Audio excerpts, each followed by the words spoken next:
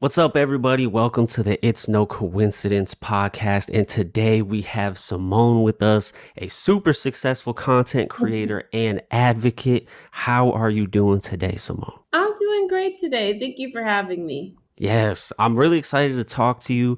I'm always watching your TikToks, and you post more than anybody else I follow, which is what I kind of wanted to start with. I do that all the time. Because as a fellow content creator, I kind of want to just know like how, like logistically, like how do you even do it? For me, I really take advantage of, just like the app being like mainly short form, like Mm-hmm. before it started extending it to like 60, 10 minutes and 30 minutes. Really, I used to just like film just like randomly and just go about my day. And really, it started with me just being behind on the stuff that I wanted to post about. And I was like, okay, let me Mm-hmm. just get this out. And then I'm just going to like go on to the next day. And that just kind of become a thing that I'm known for. I was like, oh, wait, I do post almost 10 times a day. I was like, damn, this is really something. Wow, this is kind of a thing I've kind of like gotten used to, has worked pretty well. Mm-hmm. It's amazing to me also because of like the type of content you make. I feel like it's very I mean it's really informative. You have like a lot of different variety of what you post about. It's like pop culture, topics like you post a lot about Gaza, Palestine, and that everything going on there. You're a big advocate. You talk about a lot of different things, and like when it comes to advocacy, we're in a time where it's like extremely important right now, and I just want to know like what does advocacy mean to you, and how did you really like get involved and get into it? So with me growing up, like kind of in Georgia, I was really like raised by my parents to just like not be quiet and like see something's wrong.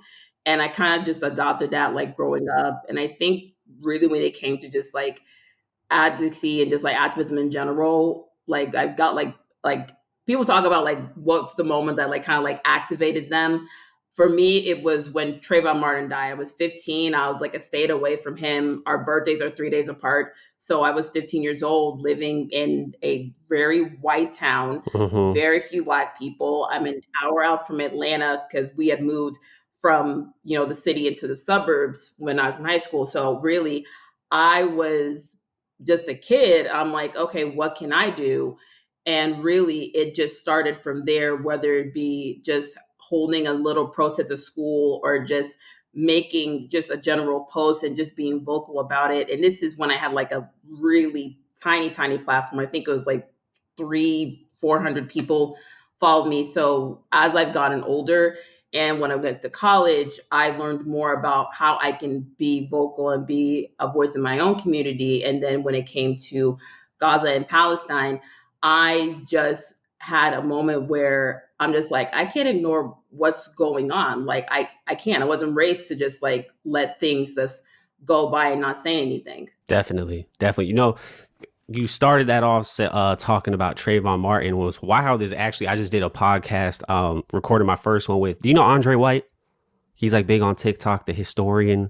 Mhm. He that Yeah. was the event he brought up as well. Actually, I know that was like a very like life changing moment for a lot of us because I was 18 at the time, um, and yeah, I definitely see the importance of what you're talking about. How has that evolved as your platform has gotten bigger? Is it the same? Do you feel more of a responsibility? Has anything like changed as you're reaching more and more people? Really looking at the last 9 months, I feel like it's kind of been the same progression in regards to just growth. I've always talked about, things important to me before, whether it be, state elections or whether it be, natural disasters, because in some proximity, I know someone who's affected by that.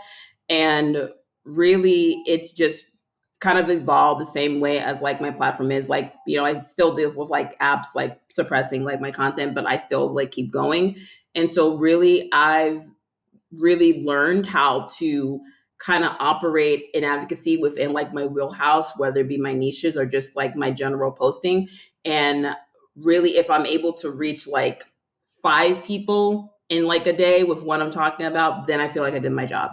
Definitely. I think that's a great mindset to have because I think a lot of the time people think they don't have enough of a voice or enough power. So I feel like they kind of like sit out of whether it's taking some form of action, like going out in the world and doing something or going online and just saying something or um, how do you feel like people can like tap into what they're able to do and kind of get the motivation and even courage sometimes. It takes courage to speak out on some of these issues. How do you feel like people can like tune into themselves and like be able to do that? Do you have any advice? I would say just operate in your wheelhouse. Like even if you have like a baby platform, like 1,000 followers, you can do that. I know people who work in different industries have been able to talk about it.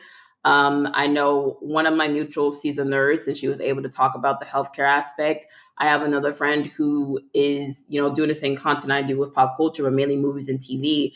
And she's platforming, Palestinian, produced projects, and she's also platforming people who have spoken out in support, who are on the risk of blacklisting, and how we can support them in their projects. So really you can just take what you are doing now and just incorporate the advocacy into that, whether it be uplifting the voices of the people who are directly impacted, or just taking that and finding a way to just do your little mix of it so that way it gets out to people and they can have that pre-established understanding since you already have that content out. Yeah, I feel that 100%. I feel like with me personally, that's kind of how I always went about it too. Is like I have cystic fibrosis, and I feel like right now in the world, I am very, very vocal about COVID still, and using my platform to talk about that. I'm curious because advocacy, it can take a lot out of you mentally, physically, emotionally, spiritually. It could be really taxing. Like, what does self-care look like for you? In order to kind of like refuel that battery and like keep going. For me, self care is just general rest. Usually, if I just need to take away time from my phone, if I just need to take a nap, if I need to read, that's like a really great outsource for me. If I have to like go outside and actually, get some fresh air and literally go touch grass, I will do that. Just kind of separate myself from my phone because this is technically my office. So I basically gotta like kind of step out in order just to like reframe and recharge myself and just get back into focus. Because if I just stay there that entire time and just stay in that office 24/7, then that's what I'm basically gonna be like that bottle that just burst up. Yeah, yeah. I feel like I'm on my phone all the time. I don't even know what it means to. I don't even know what it means to take a break. I really don't. So like when you kind of going back to the beginning when I said like you post like a lot. So like when you when you find that time to step away, is it kind of still filled with like as an entrepreneur, I feel like your mind is kind of like always going. Like, do you really like get that break or are you still just kind of like in like inspiration mode thinking about things or do you actually like turn it off like even mentally? So I would say mentally, it's off. For me, if I see something and I get an idea, I always gotta like write it down and then I'll come back Mm, later. So whenever I'm on like a break, if something like pops up, I'm like, okay, I'm gonna write it down. I'm gonna come back to it later, but I just gotta remember to come back to it later because I'm always like putting notes down. It's like a thing I got from my mom. We always make lists, and I'll just end up like 70 something notes in my notes app. Not like 70, probably like what? 20. Uh-huh. And like that just like organizes that for you. I feel like that'd be overwhelming, like having all of that. Like, how do you know what to kind of go to like act on? So with me, I do notes on my phone and I just have like also like a physical binder of just like things like on paper because I always like have like ideas I want to brainstorm off of. And also I do have a planner when it comes to just me like planning my content, but also just keeping up with the stuff I have day to day. So I basically kind of have like three different places I have it, but I always have it to where like, okay, this is like first page is the priority thing that I'm going to get to, and then I'm just going to go about that as I'm going past the page because I'm always like thinking of like new ideas to like expand on the previous idea. Okay. Yeah, no, I like that system for sure. I like that a lot because I need help with that. I'm sure a lot of people need help with that. I feel like times are overwhelming and being able to have like some sense of organization works. Um, And yeah, I'm like when I'm writing, and I haven't wrote in so long. Like I went to school for writing, but I haven't like actually written anything in forever. But I used to be a big note taker as well. When it comes to the things that you believe about this world and what you want to advocate for, what is it that gives you like such a belief? Like, what do you think are kind of like the core values you're operating out of that allow you to do what you do with such conviction? I feel like it just all grounds down to my parents, like really, just knowing their story and just like coming to America and really just them just gonna be kind of like tireless and like always like going after what they wanted. Like they went and just start over their degrees when they came here and all while having four kids. And it just said at the same time that, hey, when you're looking at stuff like this, always say something. Like they always like tell you when you're little, like, hey, if you see something, say something. But then Yeah. when you get older and you have those conversations of, hey, you are black. This is how you operate when it comes to police. These are people that are going to say some things that you're not going to like.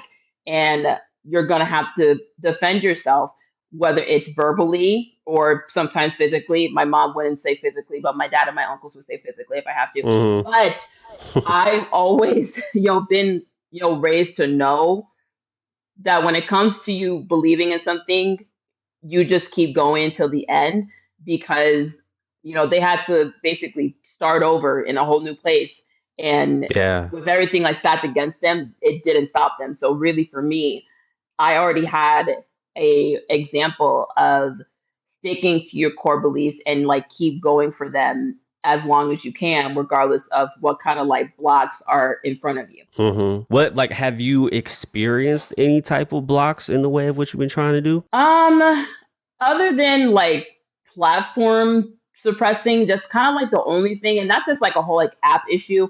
Other than that, I feel like I've been able to navigate in a way where I'm able to get, the message out there, whether it's like 100,000, views or just like 5,000 views, as long as there's someone seeing it and hearing it and taking that to their day to day and having those conversations with their people in their lives, then that's enough for me. When it comes to kind of like the content creation aspect of it again, like what has that journey looked like for you? Like, say, like when did you even start doing it? So I actually started on YouTube back when I was like a fresh high school graduate. This is when Okay. I was like one of many people that be like, "Oh, let me start vlogging when I'm in college." Yeah. That was like three videos, and like I gave up on it because I literally was starting school. So it Yeah. just became like something that became a hobby. I came back when I was like probably like a junior because I actually had the time to make a video and edit. And then with TikTok coming up, I knew about it because I remember it was Musically, but like I didn't really like post of it. I was one of those people that just scrolled and just looked at videos. But then I actually made my page when lockdown happened, and I was just posting videos in general. And then when I think it was like a year in, I had like my first semi-viral video talking about one of the shows I was watching that got canceled. I was like, oh wow, this is something. I was like, okay. So that's when I started talking about TV, and then I started talking about movies, and then growing into just pop culture in general. And that's kind of how it kind of grew from there. What do you feel about niching? So for me, I used to be someone who was like considered nicheless. I kind of like grouped it down to just like pop culture and like TV and film and kind of like struck it to that. I feel like with any industry, whether it be just entertainment or beauty or tech or wellness, I feel like if you're gonna niche, find something that can expand into different like branches. Just kind of like, because I feel like if you stick with just like kind of one, you kind of box yourself a little bit just on a creative front and how you can just like create content in general. Yeah, no, I agree. Kind of like how I visualize it is like you want to have like an umbrella and then like have like offshoots of things coming off of it that all like fit under this one umbrella. That's kind of like how I always visualize it. But I definitely always struggle with does this really fit under what I'm doing? Does this fit under Hmm. what I'm doing? Do you ever question yourself about any of that, or do you just like post about whatever you really want to post about? There's sometimes that I do, and that comes with me just like growing and expanding my page and like wanting to kind of be more structured. And I'm thinking, okay, does this fall into like the category? Because even though I do have a number of things I talk about, this kind of what I kind of ask, like, does this fit under what I want to talk about versus, the usual stuff that I do? So I'm always having that back and forth conversation with myself of like, okay, is this something that I do want to put out? Yeah, I think that's always like my biggest struggle is like kind of going back to what you said with all the notes. Like my struggle is like I have like a billion different ideas, but I got to pick a few because that's like the time and the energy I have to do them. Um, And so, like, when it comes to, I kind of want to ask about this. How has, if it has, I'm not sure, has all the things that you're vocal about affected any type of like brand deals or partnerships or anything like that? Or does it affect how you reach out to people or the people that reach out to you? That's something I've always been curious about because I feel like there's a lot of conversation around that. Like I'm big in the music space, and there's like Kaylani has got they've been talking a lot about how with their album that just came out, how they've been really vocal about Palestine, and like a ton of the features that they had for their album like dropped out on them, and then like they were supposed to be on these magazines and the magazines canceled on them. Like have you like experienced anything like that? So for me, as like a full time creator, there was definitely like the first couple of months there was that happened. Especially with Q4, that's like a big like earning time for like full time creators. Oh, okay. It really just became like an isolation for people who were vocal about it. There was a point where basically me and my management part ways because essentially Oh, I wow. was not bringing in income. And that was from me being in general solidarity because I was in solidarity with the actor strike. And then that had ended. So that kind of like stacked onto that. There was a point where there was, a rethinking for me of like, okay, how can I operate in a way where I'm able to still do what I do and still earn an income? So there has been a redrafting when it comes to just being like brand safe. And I just started getting those back because we're at a point where it's okay to talk about it and people see what's going on. And really, I think like the first one I got was like in April, and this was after about nearly 8 or 9 month drought, and that was really just a combination of that along with getting kicked out of the creator fund for like 3 months because of community guidelines violations, and this is when the app was going for a You bunch of got real kicked out RPM of stuff. of that? Yeah, the rules changed so much with just the rewards program in general because this is when it was It still did, in like yeah. beta before it became like full out rewards program in general. So like I'm back in it now, but now it's to the point where barely anyone's making anything right now. So I am thankful that I'm getting brand deals again because basically I'm making pennies when it comes to the creator rewards program. Yeah, they look, I don't know. Okay. For people that don't know how the creator rewards program works is you need to have 10,000 followers, and then every 1,000 views you get paid a certain amount of money. Some people are getting like literal pennies per 1,000 views. Some people are getting like up to like a dollar. And then what happened was the program was in a beta for like, it was a while. The beta was a Yeah. while. Was it like a year? Maybe more than a year. It launched in February. I joined in March because I wanted to see how it was working for other people. And Of I think it 23. yeah, I'm 23. And I think it exited out of beta, I think in January, February of this year. Yeah. And there was like a stark difference in the rate per 1,000 views from like while you're in the beta, and then overnight when it became official, the money just like dropped out of It nowhere. dropped so bad. Like It I was was getting so two bad. dollars. I was getting Oh two yeah. dollars. Yeah, And just then overall, because with beta, even though they had like the 1 minute thing, you can still make money. Like I was making a good amount, especially in the summer. yeah. now I'm barely cracking about $500 when it came to the Yeah. program in general. That really, you 500 for real? Yeah, and that's from videos I've made so far this month. Jeez. I just had a video go viral yesterday. It's like at 3 point. I think it might be 4 million now. It's about Kamala. I got a nice check from that one finally because I went like 3 or 4 months making like nothing. So I was like, finally, I got something.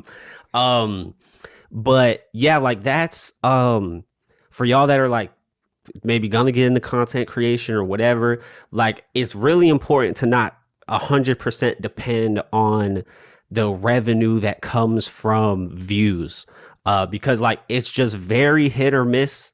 Your rate could plummet, stuff like that. Like, so you want to have like the different streams of income. Besides like that, besides the brands, like do you have anything else that you have as far as like streams of income? Like do you offer services? Do you have like anything like that? For me currently, well, basically what I have ranked is like, okay, there's brands and then there is just general rewards. And then I do offer like consultations on the side when it comes to just like UGC content or just promotion in general. Because originally I did have like a social media manager job for like different small businesses in my area, and I still do that like on the side. So I Oh, okay. thankfully had that, and I had that when I started, doing this full time. So thankfully, I have that additional one because I also, have to do taxes at the beginning of next year, and so I have to account that TikTok earnings along with my general 9 to 5 earnings. So those two are both I have to file, and it is a headache. Yeah. Taxes for sure.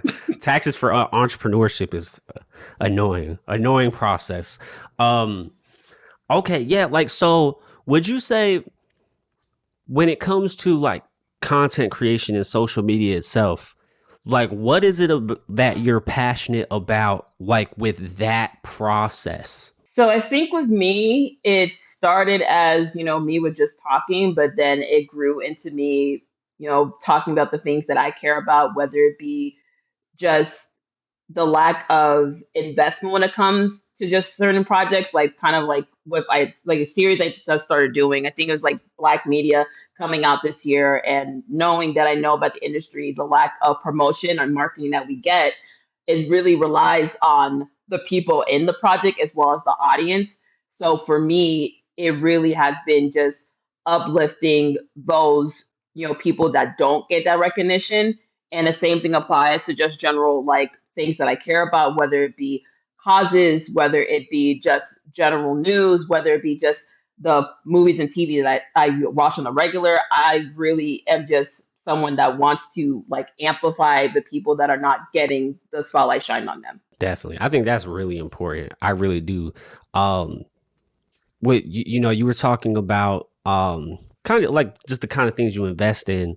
Have you like had like what's one thing you've invested in that you feel like has just paid off, like tenfold for you? I feel like just investing kind of more time to learn, especially when it comes to like brand projects. There was one I worked on recently that made me really want to focus more on my editing, and that's something that I really wanted to expand on, just my skill over.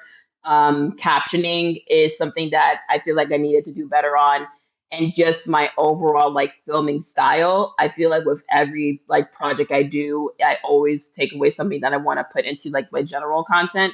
So I feel like investing more time to learning really has improved in regards to just expanding my overall just platform. So like when it comes to that craft, what kind of ways do you find yourself improving on them? Like what do you do to get that improvement? I think just playing back my videos in general and just seeing like, okay, what's something I can improve on?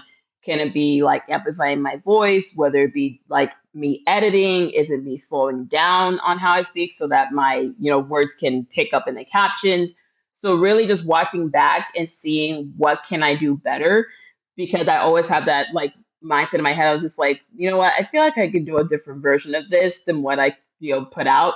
So really just like watching back and just doing those internal notes on like how I can do better for the next time. Do you kind of approach it from a place of like, do you ever like beat yourself up over it, or is it just like more like a motivating, inspiring, like more positive kind of way of thinking about the improvement? So I am a recovering perfectionist and I am learning, I'm still learning just to like not get mad at myself for stuff and just go about like this is a learning process. I'm constantly learning new things, even though I feel like I'm more like equipped and well knowledge in this, there's still more I can learn. Yo, I I vibe with that 100%. There's actually this book I've been rereading this book because the lessons in it, I just hold on. I need to look this book up. I can't remember the exact name. Hold on. I'm going on my Kindle app right now because I want to shout out this book.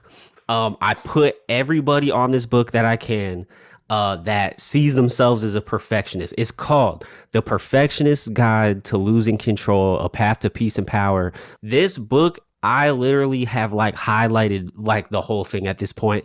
It's just really profound in it basically makes you accept your perfectionism instead of trying to get rid of it and taking like the benefits of it and applying it.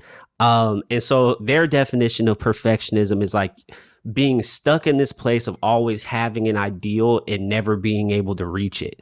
And like being able to use that motivation as a benefit instead. I would recommend it if you want to read it. It's amazing.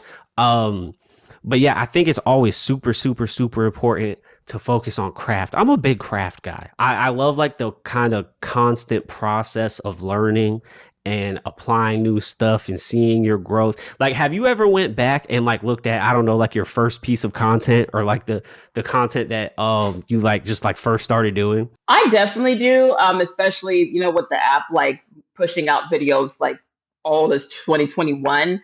You know, Oh I yeah, that's started right. Yeah, out yeah, with like an Android and now I have an iPhone, and I'm like, wow, we really were just like recording in terrible lighting. Okay. yeah. And now I do have a phone and I actually have equipment to where I can film not just here, but with my laptop or with my tablet. So I definitely see vast improvement in like everything that I've expanded on, whether it be like my content or just like my filming style in general, like really shows like how far I've come and how much I've been able to grow. When you were starting off, was your like perfectionism getting in the way of you starting? Not really. I was just talking just to talk that first year. And then like when I started to do it like full time, I think like 2022, about like 2 years in, that's when I started to like actually like take it seriously and actually like put Yeah. in the time to actually do content that's actually good. As like you've been growing and you care about your craft and you know what you say on your platform means a lot to you, do you ever feel like any pressure involved with any of that? I think I let go of the pressure early on just because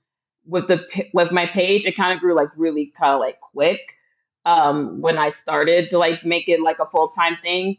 And so I feel like the pressure kind of like went away once I kind of let go of like, okay, who am I making the content for? Because with me, it was like I always get people like commenting, oh, can you talk about this? Can you talk about this? That's how it was like early on. It's like, okay, let me do this. But then I remembered, okay, I'm the producer, I'm the writer, I am the editor. I am essentially my own boss. So I am going about it my own pace, my own deadline. So that way I'm not essentially running on a hamster wheel trying to put this out. That's what it feels like for sure. Cause it's like a 24/7 news cycle. So it feels like you kind of always have to, you know, be on like never any time off. That's kind of like why I asked you at the beginning, like, what do you do to step away? Cause I find that hard to do as a content creator. Cause you're kind of just always on, like you're always going, there's always stuff to say. So like you said, you have to kind of like have this discipline of like, this is the schedule I can be consistent with. And it does take I feel like a lot of like mental fortitude to be able to be like, this is what works for me and I'm going to stick with it, because there's like always the gurus out there, if you will, saying like you have to do this and you have to do that and you got to do this or you're just not going to go anywhere.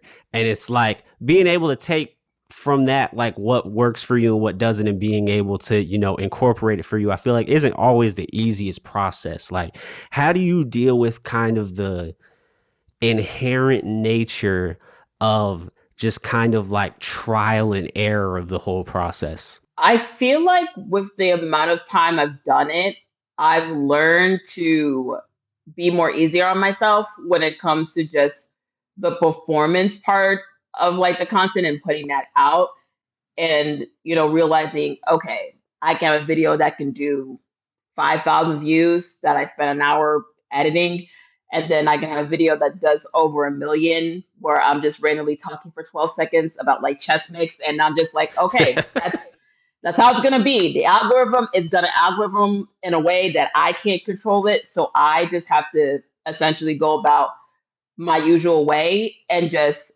hope it ends in the right place in the right person, and just not worry about the overall, just like how is it going to do. How do you do that? Like, how do you drop the expectation of like caring about the end result, whether that's views or money or like whatever you're shooting for? Because like you said, you have no control over like how the content is going to hit or anything like that. Like, how do you kind of drop that anxiety of that and focus on like what you control? Like, how you do that? I struggle with that. Like, how you do that? I feel like it's just with learning and doing this for as long as I have.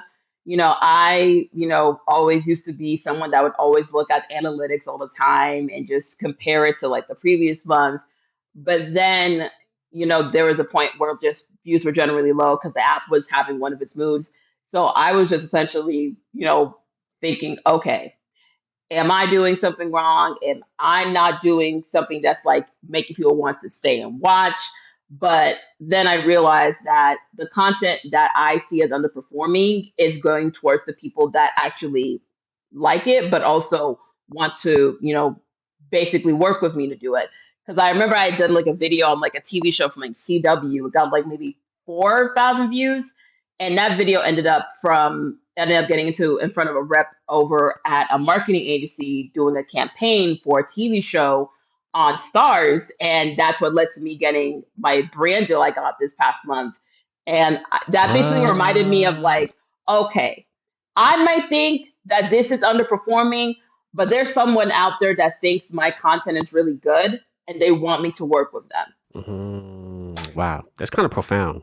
I like that a lot because, yeah, like I think a lot of the times when people talk about if a video is performing well, it's like how many whatever, but you're kind of focusing on like the quality, not the quality, just like kind of like hitting the right people, because it really just puts it in perspective. Like it only takes, kind of like you said, your content can hit one person and it can kind of like change their life. Like maybe they really had to hear what you have to say.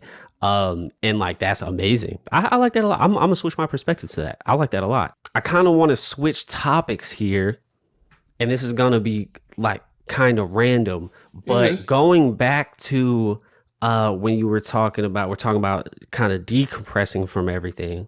You said, you like to literally touch grass sometimes and all that, but I know like in your content, like you do talk about pop culture, you talk about TV, you talk about all that kind of stuff.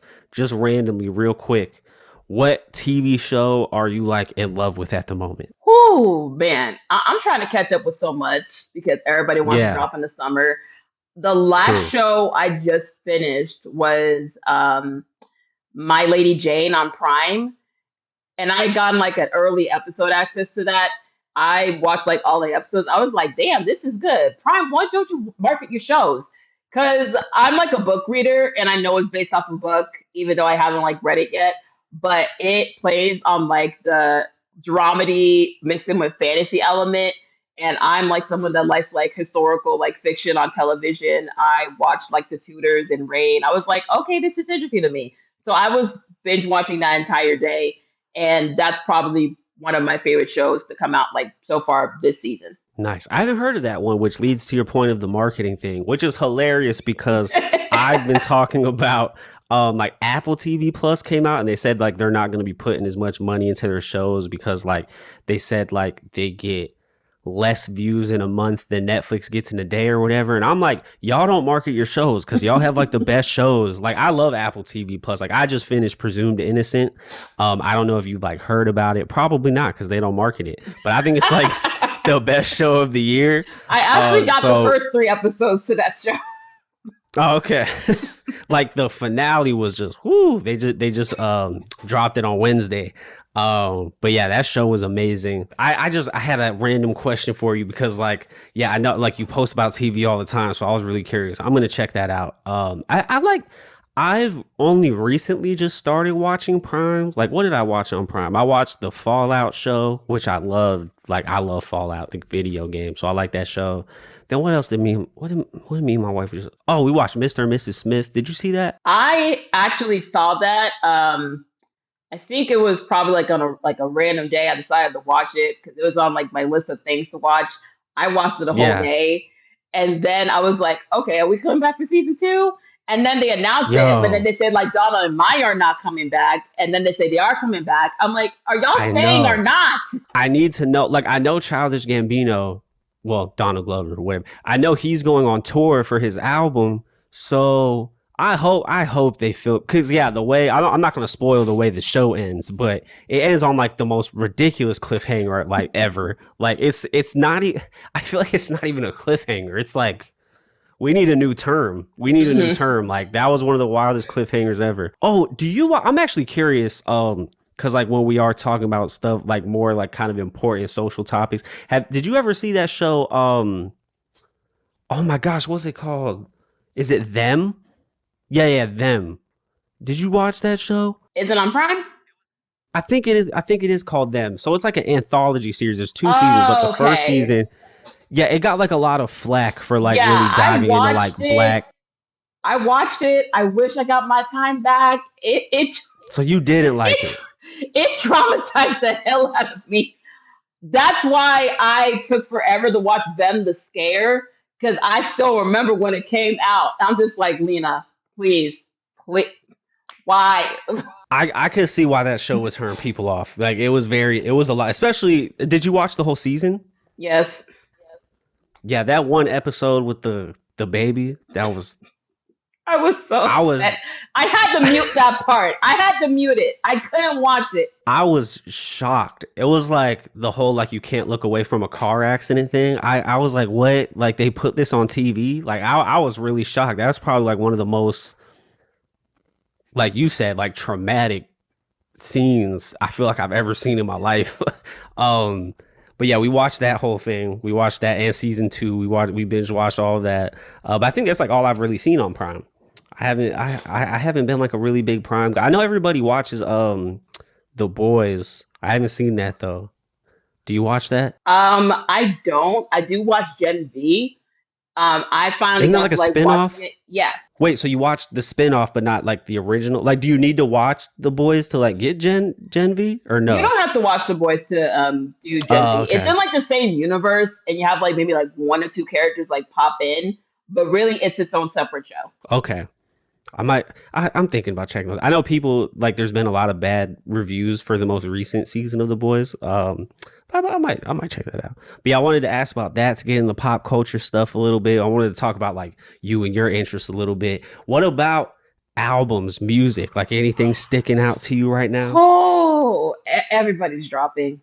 I'm trying to keep up. Gigantic year. I feel like the 3 that have stood out to me, of course, Kehlani's album, Cowboy Carter, and then I would say Kaytranada's new album. Okay. So, what's your favorite genre? I feel like for me, like right now, it's probably just like R&B, just straight focus. Yeah, R&B's having like a little resurgence right now. Yeah. They got some good stuff going on. What have I been listening to? Billie Eilish's album, 100%. That's my favorite album of the year, actually. Actually, real quick, talking about no marketing. What is Beyonce doing with Cowboy Carter? What's happening there? I have no idea. I feel like she's trying to keep like the whole like surprise element that she used to do, But it's like, ma'am, you just came back to old school marketing. We have to go outside the market. Right?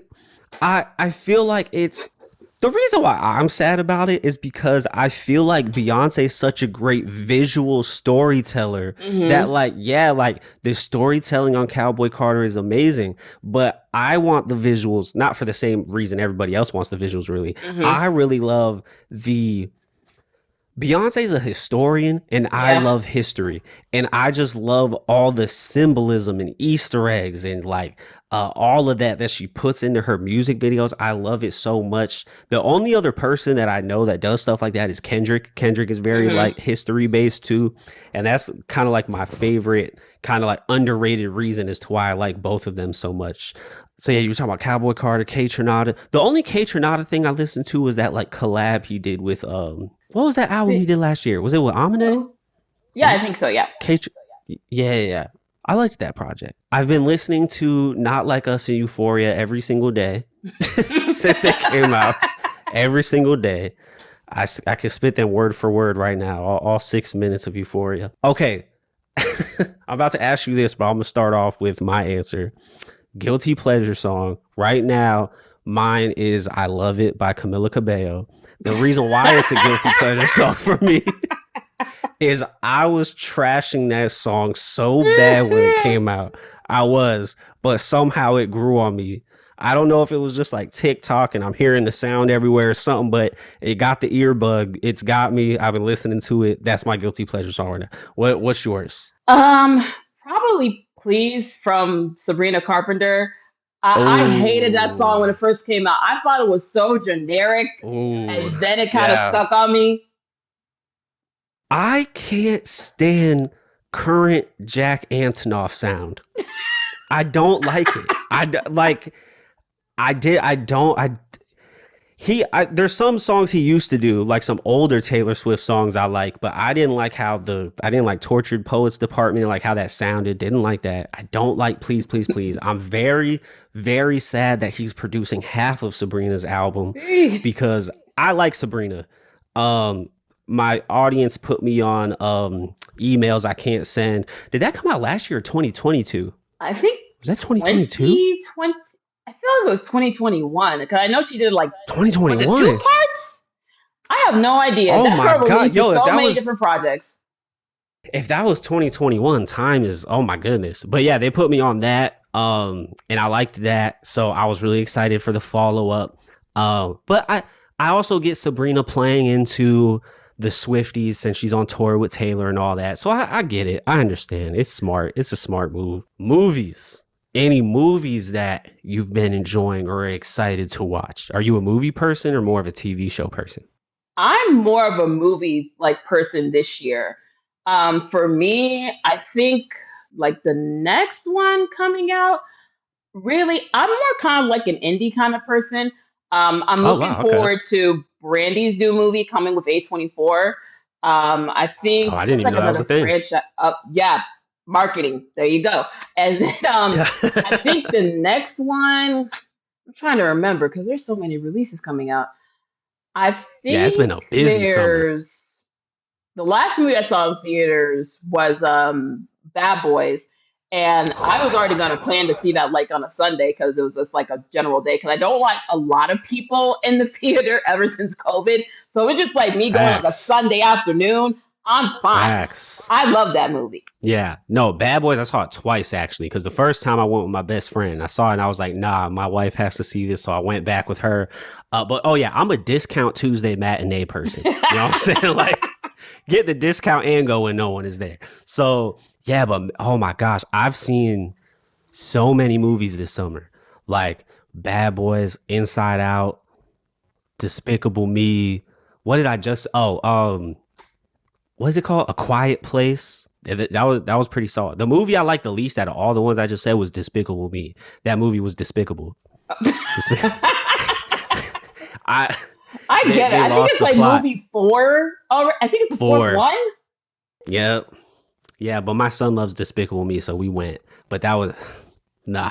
That one was not it. Did not like that. But now we're seeing Deadpool. M. Night Shyamalan's making another movie. Oh yeah, he does have Um, another one coming out.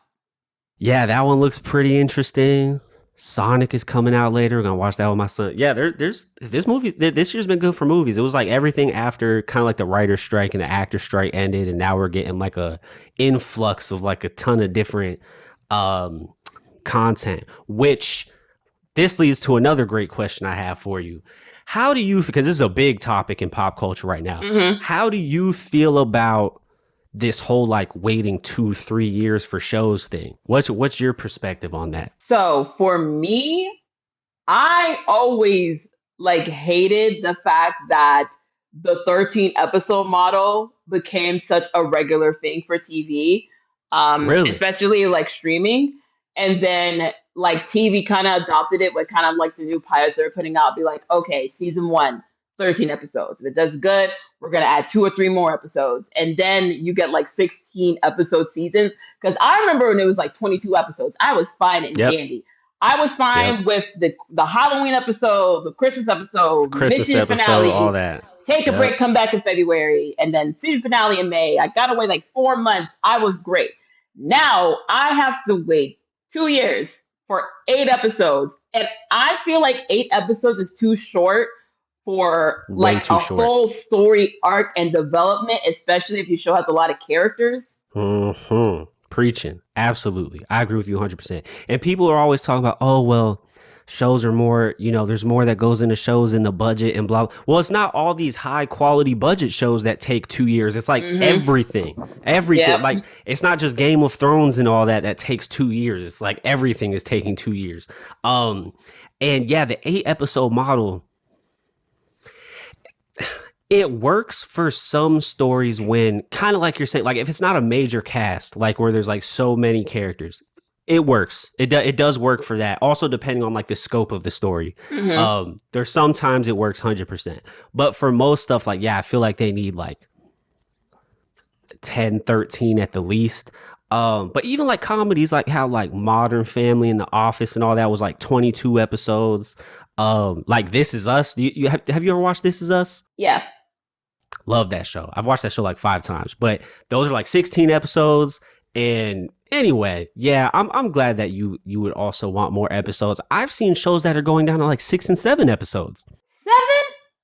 7? I think the new Last of Us show is going to be 7 episodes. Oh my God. Yeah. They also decided to split the second game into 3 seasons, which is that's wild. I don't know how they would do that. That's a choice. That is a choice. That is. And like the way the game is, I could see it being 2 seasons because the game is actually like split in half. I'm not going to spoil anything. But so I was expecting 2, not 3. That's I don't know. I don't know how they're going to do that. But kind of going into this last question of the podcast, I ended my last podcast on this question and I liked where it went. So I want to do it again. What is like a belief that you have about yourself that you feel like you would want other people to believe about themselves? A belief, I would say you're capable beyond your own expectations. Because